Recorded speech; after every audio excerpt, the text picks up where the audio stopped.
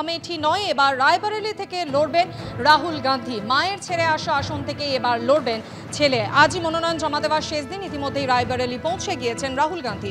বিস্তারিত জানতে কথা বলে নেব, আমাদের সঙ্গে রয়েছেন প্রতিনিধি বিজেন্দ্র সিং। বিজেন্দ্র, রায়বরেলি কেন্দ্রে আজই মনোনয়ন জমা দেওয়ার শেষ দিন, আর শেষ দিনই রায়বরেলিতে পৌঁছলেন সোনিয়া এবং প্রিয়াঙ্কার সঙ্গে রাহুল। হ্যাঁ মাধুরী, এবং এই জল্পনা চলছিল যে আমেঠি এবং রায়বরেলি থেকে কংগ্রেসের ক্যান্ডিডেট কে হবে। আজকে লাস্ট ডেট অফ নমিনেশন, এবং আজকেই দুই জায়গায় প্রার্থী ঘোষণা করেছে কংগ্রেস। রায়বরেলি থেকে রাহুল গান্ধী এবং আমেঠি থেকে গান্ধী পরিবারের 40 বছর ধরে ঘনিষ্ঠ কৃষণলাল শর্মা ক্যান্ডিডেট হচ্ছেন, কিশোরীলাল শর্মা ক্যান্ডিডেট হচ্ছেন।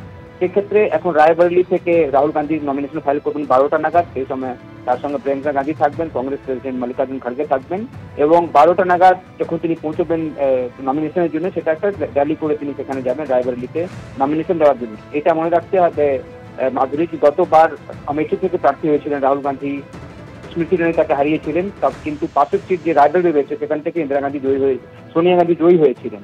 কিন্তু এখন সোনিয়া গান্ধী রাজ্যসভায় চলে গেছে রাজস্থান থেকে, সেখান থেকে প্রার্থী কে হবে সেটা নিয়ে নাম জল্পনা চলছিল। এখন ঠিক হয়েছে যে রাহুল গান্ধীকে সেখান থেকে প্রার্থী করতে হবে। মনে রাখতে হবে এই রায়বরেলি থেকে এর আগে ফিরোজ গান্ধী, ইন্দিরা গান্ধী জয়ী হয়েছিলেন, এবং 99 সাল থেকে কংগ্রেসের পাশেই রয়েছে এই সিট। গত বছর আমেঠি হেরে গেছিল কংগ্রেস, কিন্তু রায়বরেলি গতবারও সোনিয়া গান্ধী এখান থেকে জয়ী হয়েছিলেন। তবে ওয়ায়নাড থেকেও প্রার্থী এবার হয়েছে রাহুল গান্ধী। তিনি যদি সেখান থেকে জয়ী হন এবং যদি রায়বরেলি থেকে তিনি জয়ী হন, সেক্ষেত্রে কোন আসনটা রাখবেন সেটা দেখার বিষয়।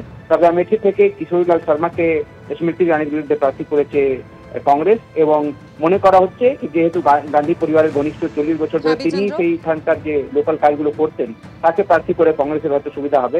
সেটা এখন দেখার বিষয়। ধন্যবাদ বিজেন্দ্র।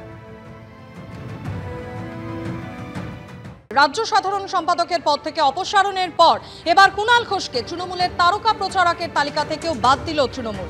প্রথম এবং দ্বিতীয় দফা ভোটের আগে তৃণমূলের তারকা প্রচারকের তালিকায় নাম ছিল কুণাল ঘোষের, কিন্তু তৃতীয় দফা ভোটের মুখে কুণাল ঘোষের তারকা তকমা কেড়ে নিল তৃণমূল কংগ্রেস।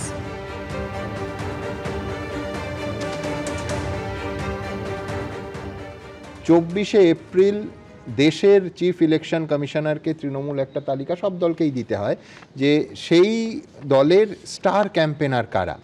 তাতে এই যে স্টার ক্যাম্পেনারের তালিকা, তাতে জলজল করছে 40 জনের নাম আছে, জলজল করছে 25 নম্বরে কুণাল ঘোষের নাম। এই তালিকা এবং এই 25 নম্বর নামটার ভবিষ্যৎ কি? দেখো, আমি যেহেতু সাধারণ সম্পাদক নই, মুখপাত্র নই, আর সত্যি কথা বলতে আমি স্টারও নই। আমি চলি আমার মতো। আমার মন থেকে চায় মমতাদি অভিষেককে সাপোর্ট করতে। পুরনো দলে আছি, অন্তত একটা নজির রাখতে যে অনেক কিছুর পরেও পুরনো দলে থাকার মতো লোক আছে। তো আমি সেইটুকু দেখাবার চেষ্টা করি।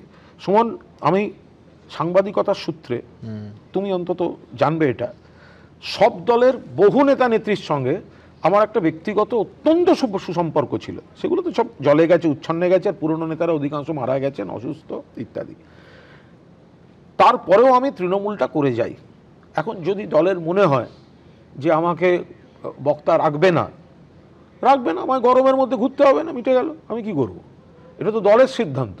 দল যদি মনে করে তো যে স্টার বক্তা কুণাল ঘোষকে দরকার নেই, দল সরিয়ে দেবে। সত্যি তো আমি তো বলছি আমি মিসফিট।